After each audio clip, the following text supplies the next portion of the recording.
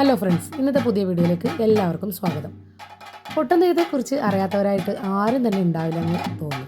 അപ്പോൾ സാധാരണഗതിയിൽ നമ്മൾ പൊട്ടൻതെയ്യത്തിൻ്റെ അഗ്നിപ്രവേശം മറ്റു കാര്യങ്ങളൊക്കെ ആയിട്ട് കാണാറുണ്ട്. പക്ഷേ പൊട്ടൻതെയ്യത്തിന് 3 ഭാവങ്ങളാണുള്ളത്: പുലമാരുതൻ, പുലപ്പൊട്ടൻ, പുലച്ചാമുണ്ടി. അപ്പോൾ സാധാരണഗതിയിൽ നമ്മൾ ഈ പുലപ്പൊട്ടനാണ് കാണാറുള്ളത്, അതായത് അഗ്നിപ്രവേശം ചെയ്യുന്ന തെയ്യം. പിന്നെ അതിൻ്റെ മുന്നോടിയായിട്ടുള്ളതാണ് പുലമാരുതൻ എന്ന് പറയുന്നത്. പുലമാരുതൻ കഴിഞ്ഞിട്ടാണ് പുലപ്പൊട്ടൻ ആവുന്നത്, തീയിലൊക്കെ വീഴുന്നത്. അതിന് ശേഷം ഒരു രൂപം കൂടിയുണ്ട്, അതായത് നമ്മുടെ ചാമുണ്ടേശ്വരിയുടെ ഒരു രൂപം കൂടിയുണ്ട്. അപ്പോൾ അത് അധികം ആരും അങ്ങനെ കാണിച്ചിട്ടില്ല എന്ന് തോന്നുന്നു. എന്തായാലും വീഡിയോ ഇത്തിരി ലെങ്തിയാണ്, അപ്പോൾ കാണാത്തവർ തീർച്ചയായിട്ടും സ്കിപ്പ് ചെയ്യാതെ കാണാം, അല്ലാത്തവർ സ്കിപ്പ് ചെയ്ത് പോവാട്ടോ. അപ്പോൾ എന്തായാലും നമ്മുടെ തറവാട്ടിലുണ്ടായിട്ടുള്ള തെയ്യത്തിൻ്റെ കുറച്ച് കാര്യങ്ങളാണ്. സത്യം പറഞ്ഞാൽ ഒരു സ്ത്രീവേഷം ആണ് ഇത് ഉദ്ദേശം. അപ്പോൾ സ്ത്രീകളുടേതായിട്ടുള്ള ചേഷ്ടകളും കാര്യങ്ങളൊക്കെയാണ് ഇതിൽ കൂടുതലായിട്ട് കാണിക്കുന്നുള്ളത്. ഭാവത്തിലേക്ക് വരുന്നതിന് മുമ്പ് തന്നെയാണ് കേട്ടോ നമ്മുടെ ഈ കുട്ടിയൂട്ടൊക്കെ.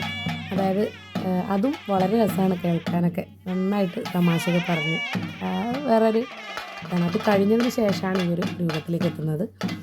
അപ്പോൾ അതായത് ഞാൻ പറഞ്ഞു സ്ത്രീവേഷമാണ്. അപ്പോൾ സ്ത്രീകൾ ചെയ്യുന്ന പല കാര്യങ്ങളും ആണ് ഇതിലൂടെ കാണിക്കുന്നുള്ളത്. അതോടൊപ്പം ആ ഒരു കുറുങ്കുഴലിൻ്റെ ശബ്ദം നമുക്കത് വേറിട്ടൊരു അനുഭവം തന്നെയാണ്, അല്ലെങ്കിൽ കാതിന് കുളിർമയേകുന്ന ഒരു അനുഭവം തന്നെയാണ് കേട്ടോ.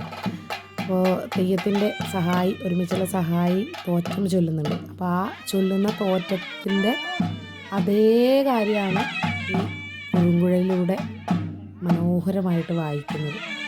സത്യം പറഞ്ഞാൽ മാട്ടൂലെ മനോഹരൻ മണിക്കർ എന്ന് പറയുന്നവരുടെ മകനാണ് വായിക്കുന്നുള്ളത്.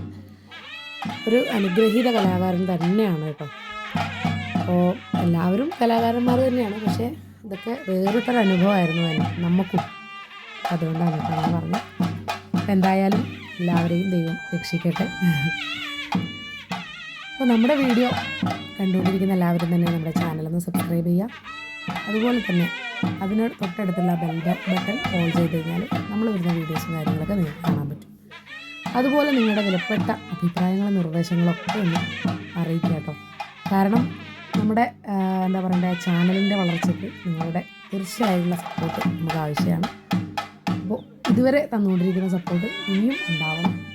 അതുപോലെ പോരായ്മകളും കാര്യങ്ങളൊക്കെ ഉണ്ടാവും, നമ്മൾ തുടക്കക്കാരാണ്. അപ്പോൾ അതൊക്കെ മാറ്റിയെടുക്കാനും ഞങ്ങൾ ശ്രമിക്കുകയാണ്. എന്തായാലും എല്ലാവരും നിങ്ങളുടെ അഭിപ്രായങ്ങളും നിർദ്ദേശങ്ങളും അറിയിക്കാം കേട്ടോ.